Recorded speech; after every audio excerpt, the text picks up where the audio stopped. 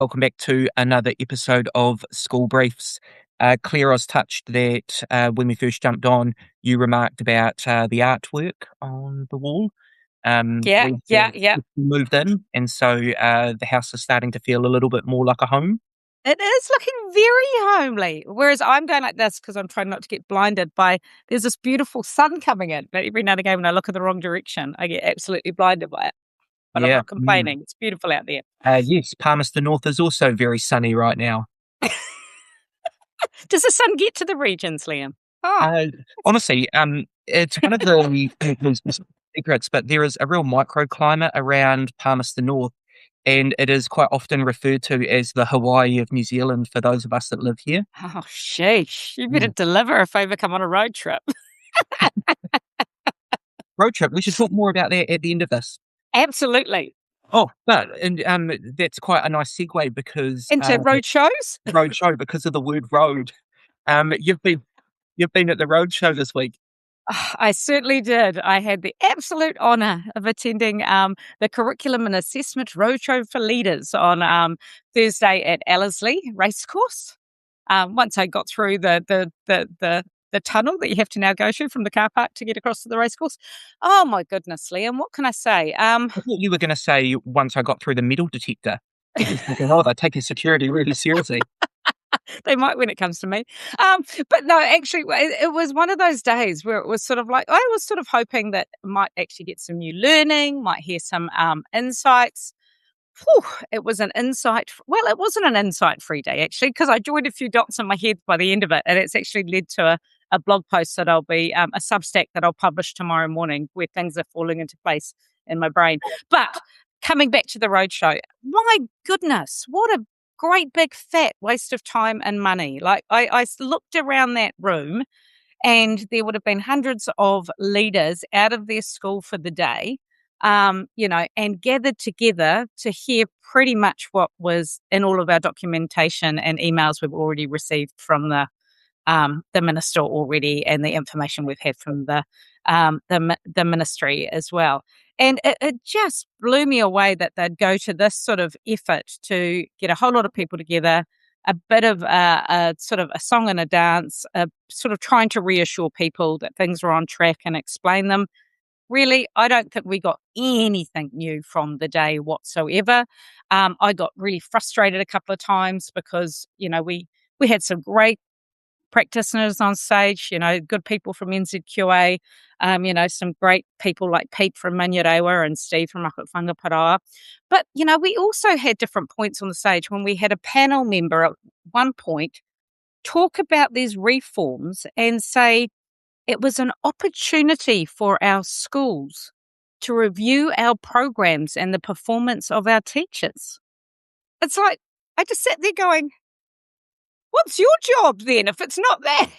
Like, it was sort of like, how are these reforms an opportunity to review our programs and the performance of our teachers? Isn't that what we do, in terms of our professional growth cycle and our professional inquiries and our school-wide inquiries that we do on a yearly basis? And I actually had a real moment where I did wonder, and I'm just sorry, this is completely out of left field. But one of the things I'm wondering is that the principals that are close to the minister and the reforms, I wonder what a difference experience would be having if they were the kind of principals that really saw themselves as curriculum leaders and leaders of learning. Like, I feel like quite often when you've got really big school principals, and there's some big generalizations that I'm making here, that you end up having quite sort of business leader style principals who are overseeing, a massive, massive school and system. And so they tend to be a little bit more hands off in terms of the actual nuts and bolts of the teaching and learning. I don't know about your principal, Liam, but one of the things that I love as a principal is seeing myself as the leader of learning in the school. And I am right down there supporting my deputy principals and my middle leaders with the development of curriculum and what the pedagogy looks like in the classroom. So, I sort of did have a little light bulb moment where I thought, actually, there's a lot of this thinking informed because the voices the minister is listening to are not necessarily people that see themselves as leaders of learning. Anyway, that was just a light bulb moment. All I can say, I'd love to hear from people below under this that went to the Roadshow in Auckland and other places around New Zealand. Did you learn anything new? Did you come away from the day thinking, yep, now I understand why we're doing these reforms, and I feel reassured? Because I struggled. Maybe it's because I'm someone that likes to read all the bits of bloody policy and paper that comes through my inbox, but I struggled to find anything gained from that day at all, which is a real shame because when you look at the quality of people that were in the room, even the quality of people that were on the stage, it felt like a real waste of time and resource and money. Hmm. Oh gosh, Claire, there was so much Oh, there. sorry, that was a bit dark, wasn't it? Often when we talk, you mention one thing and it just ping pongs into lots of different spaces. Yeah. And like that kind of like uh, diverse job description that is now a principal's one is something that I spend lots of time thinking about. Particularly around the way that under Tomorrow's Schools we've kind of just walked away Mm, from the core job of a principal to be professional leader, unless a principal is consciously making that a core part of their job. yeah. And we've actually seen the role of deputy principal become the area of focus that a principal doesn't want to have as their core job. Yeah, yeah, yeah. And Structures are really interesting when you talk to principals and their senior leadership structures. yeah, and it's one of those things where I just really wish that the previous Labor government had the courage to really go after some of those recommendations in the Tomorrow's Schools review. And I think I may have been one of a very small group of people that actually liked the idea of a kind of 5-year fixed term contract for a principal. Yeah. Uh, Not because Certainly I does thought, interesting things in Canada. I mean, that they have that, and then they also have high performing principals often get. And I don't know if it's still it might actually change from like area to area in Canada, but I remember going to visit the self-directed learning schools, and they had situations where if you were making really good changes in a school, you might get put in a school that was struggling next, just to support them. So not only did you have that limited tenure, you also were potentially placed in schools that needed you as well. yeah, and I really like the idea that it would be taking a kind of systems look at where Mm, we needed particular skill sets. yeah, Because I could see that playing out really well in a community like Palmerston North, where it wasn't just a principal getting a permanent job and staying in the same school for 20 years. You could use all sorts of criteria to work out where is that particular skill set best placed. And where I would see huge value in it right now is the current landscape because we've got so many inexperienced principals yeah, across the huge amount of beginning principles. Yeah, being able to kind of better deploy experienced principals would just be hugely exciting. Um, anyway, that was a long way yeah, off. we digress. How unusual. I mean, I guess there's a kind of challenge for like opposition parties in the lead up to this election is to actually talk about some of the systemic changes that we need to make to tomorrow's schools because Yeah, it's looking at the stuff Erica's proposing.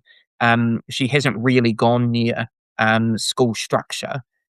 We've seen in one part but then the sector reform bill, which just looks to be politicising of kind of the wider instruments within the education sector, like the Teaching Council, like ERO, yeah. and school structures themselves. I mean, you could argue that it's quite smart politics because the second you start talking about structures that affect local schools, you actually need to be able to deliver a really nuanced conversation, and that doesn't seem to be her strength. Mm. What was our next topic? We were going to go on to Sorry, just before you do that, when you go into the roadshow, do you yes. consciously think about where you're gonna sit? Like, were you at the front of the room or the back of the room? It was quite funny because I came in late and I missed the first Lorraine Hammond the first session, and I came in and I was sort of standing at the very back of the room, and I passed by a ministry employee who looked at me nervously, said, "The minister's about to arrive." I said, "Do you want me to greet her at the door? I can greet her at the door." Just because I'm cheeky. But interestingly, I don't. But I think my DPs think of that on my behalf because what I discovered, they had got there in the morning and they had got a table front and centre. So I got to sit in the very front row in the middle, which was fantastic because it meant I could be particularly engaged and listen very closely to all of the presentations on stage. I'm often a front and centre person. That probably doesn't surprise people because I'm a bit obnoxious and annoying. But no, I actually like to be able to. I often hope, and this was actually one of my real frustrations on the day. I love it when presentations and things like that become a conversation, when we're actually, people are asked questions and we can actually have a bit of a discussion that takes place. What was really frustrating about this is it was so bloody locked down. So there was clearly not going to be any opportunity for anyone to speak up from the floor. But worse than that, the only way you could submit a question was through this app that they had designed and developed. But when they came up onto the panel with the questions, they came out with a pre-printed set of questions. I don't mean to be rude, but I'm pretty sure they weren't even from that day because quite often they started with someone complimenting the reforms and then asking a question. I was like, did someone really write that in the app? I don't know. So it was such a locked down experience. It was so managed. And that was really interesting. It said a lot about, what they wanted to get out of the day and what they did not want to have happen on the day, which I thought was really, really interesting. Well, I also think it suggests that they're aware that there's a kind of growing gap between what the kind of professional voice coming through is and what the ministry have been told that they have to deliver. But it does leave a bit of a sour taste in your mouth when you're actually seeing kind of deliberate ways to kind of stop questions that might critique the direction coming forward. Yeah. Yeah. And actually, can we talk? I don't know if this is the order we're going to go, but can we talk about the property announcement that happened earlier this week? Come on. I don't know if you saw, and I don't have the evidence sitting in front of me that this was the case, but there has been an assertion that protocol was abandoned and that when ministry, so we know that the minister and Prime Minister did a stand up and talked about an investment in property. And that is fantastic. We always love an investment in property and infrastructure. In my mind, that should be business as usual. We should be investing in our schools. I don't actually necessarily think it should be, something that we have a stand up about, that we're actually providing schools with what they need. But there was an interesting assertion, and I'd be interested if anyone actually has the specifics and evidence as an example. So I'm only putting out there as something that was claimed, is that when the ministry officers went to contact the schools to let them know that they had been granted properties and repairs and building, they discovered that the local national MPs had jumped the gun and had already contacted the schools. Trying to claim a bit of credit. Allegedly. Yeah, allegedly. So, very allegedly. I'm interested. If that's the case, that seems bonkers. Surely that's not even allowed, is it? I would have thought there was quite clear guidance around that stuff. And again, this is hearsay at this stage. I'm not saying anything more than that. But if anyone was one of those schools and heard about their property prior to the official lines, let us know, because if that is the case, that's a real ground for concern. Well, I think at best it'd be a grey area, but the one that would be and you understand why politically there's a kind of wanting to kind of show that you're an MP that's delivered to your local area. Yeah. And I guess though the one I'd be real interested in is if any National Party candidates had been given that information, because I think along with their pencil cases that they were dropping off. Oh yeah, that's right. Yeah. Well, tell you what though, here's some information and some branded pencil cases. Off you go. And it's just kind of like conveniently delivered bags 6 months out from an election.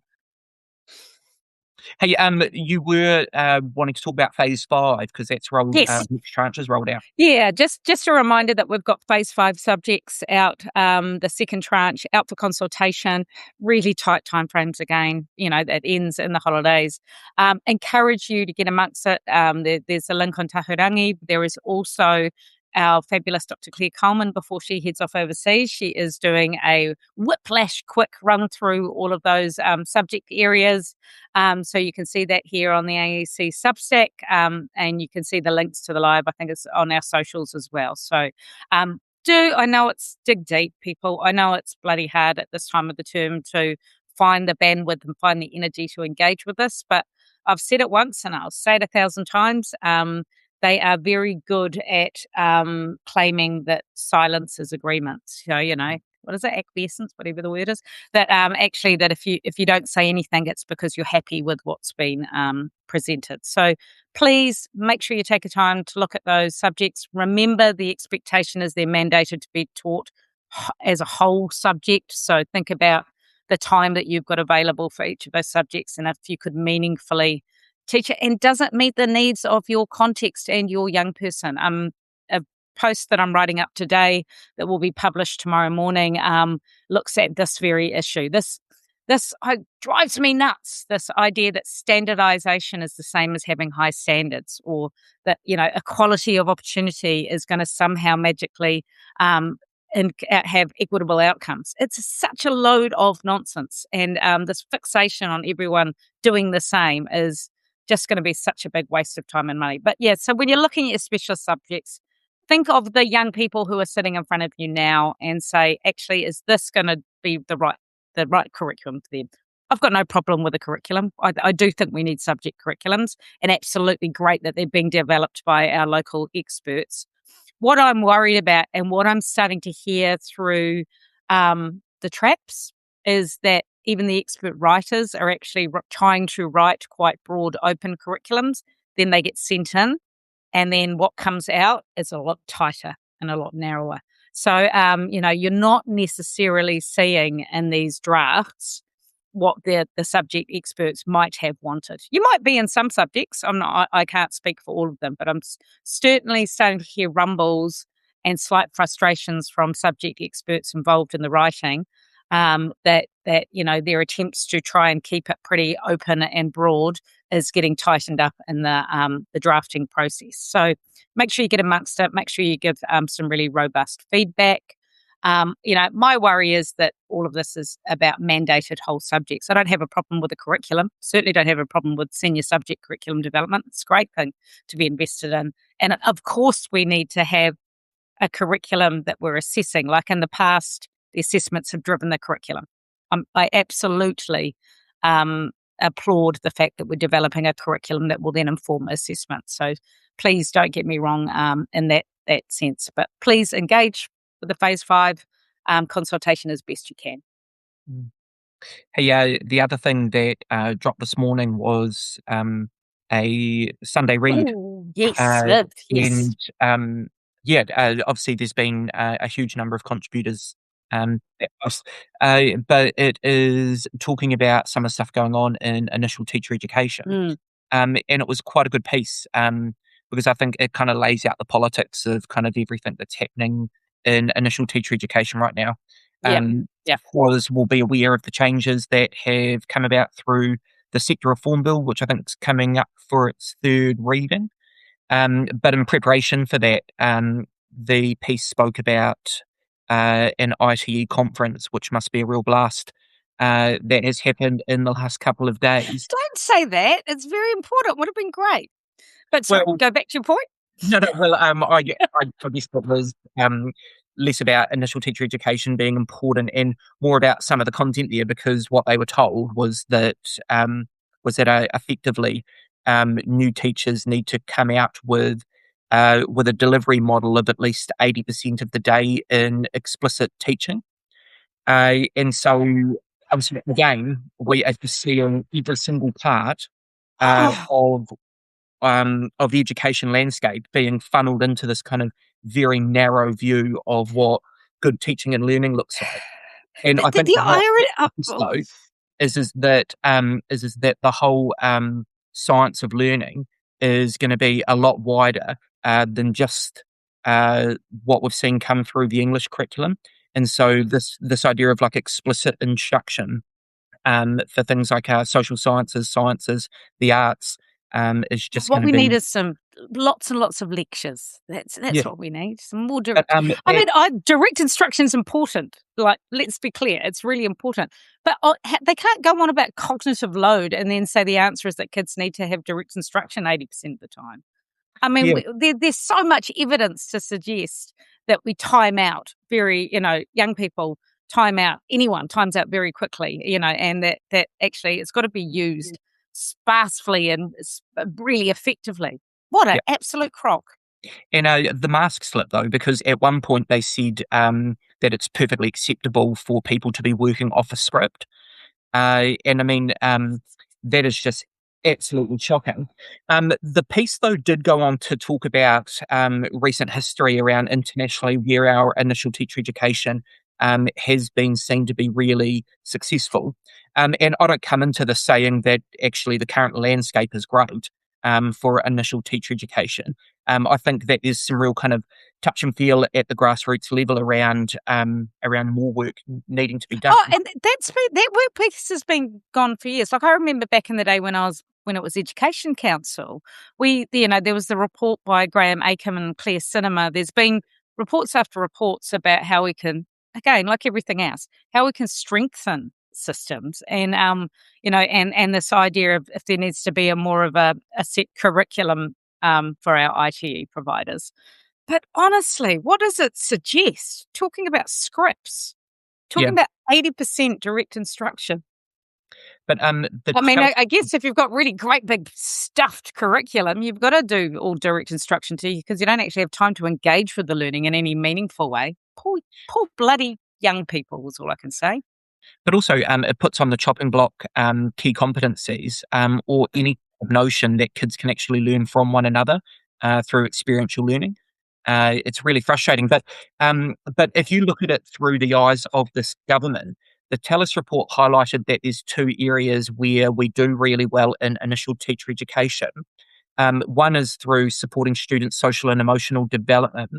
And the second one is around teaching in multicultural and multilingual settings. Yeah. And so where we are good in the international studying are those two, but actually those two are probably the areas that the current government thinks that Yeah, they've tried to they're squashing it, aren't they? yeah. Like that's the stuff that they're trying to. I mean, an overloaded curriculum and that much direct instruction is just going to squeeze the bloody joy out of teaching, and it squeezes the joy out of being a teacher. I mean, I was, you know, people are often surprised. I'm a Rangitoto College girl, like the minister, and I went to Rangitoto College. I taught there for my first 7 years as well. It's a phenomenal school. We know it's huge now. It's the size of a city. But the thing I learned as a beginning teacher back in 97, 98 was how to be a learning designer. It was a real joy.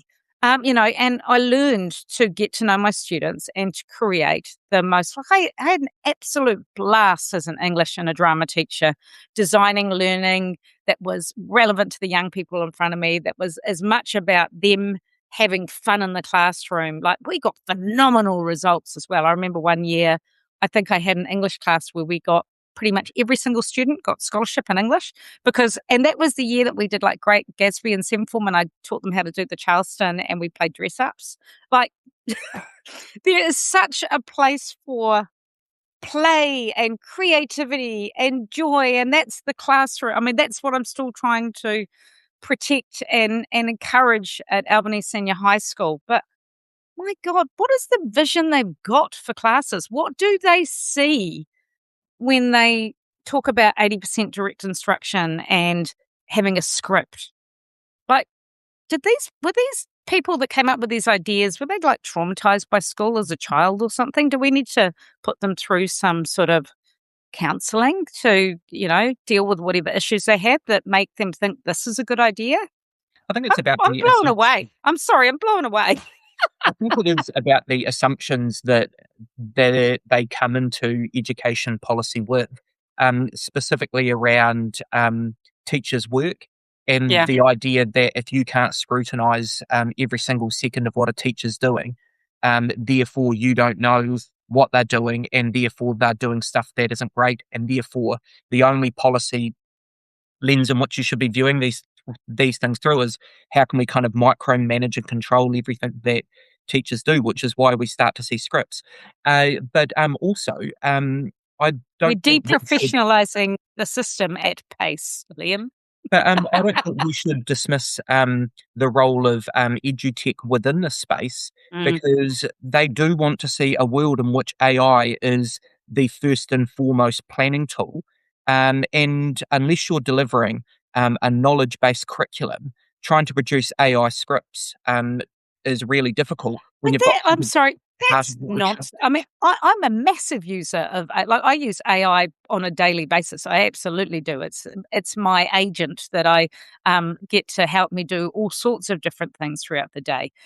The idea that you have to do standardized knowledge rich learning, like if anything, I think AI is the key to us personalizing and multi-leveling and meeting young people where they're at. Like we can flip the script, and actually AI is now the time where we could it's also the time where we could be doing really robust internal assessments. I've long harped on to NZQA about the fact that we could have a real time platform and mechanism for peer assessment and moderation, that we could be building knowledge banks that would enable teachers to be able to get Mhm. their tasks critiqued, that would enable us to design our own subjects, and get those critiqued. Like the bonkers thing is, AI is actually the tool that enables us to become more creative, more personalized, and they're using it for the opposite. Yeah, not if you're trying to view education through the lens of standardization and consistency, Makes me sad. because in that world, it is about using AI to produce similar scripts for learning that are just rolled out across every class. I mean, people talk about Nick Gibb talking about wanting to be able to know at 10 o'clock every Tuesday morning what page of the textbook his kids were on, because that was kind of his belief as a Minister of Education around Oh, how and he that comes back to the spend review. I'm writing a post up now. It's got the spend. It's the UK. It's the review of the UK reforms that was published at the end of last year.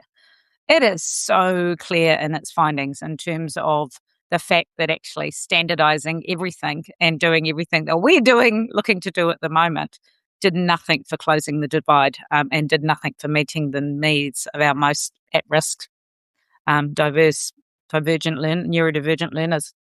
Golly, gosh, it makes me sad and angry. But at the end of the day, as long as we've got self-governing schools, I don't know about you, Liam, but we will ensure that the joy is maintained. The joy of learning is maintained. Yeah, that Oh, talk um about learning. hold up.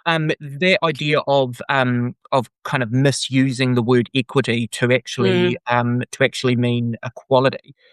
We hear it all the time around how they've delivered every single kid a maths textbook, and therefore that's equity. equal Um, opportunities now. They'll be fine. and Doesn't matter what's going on um, at home.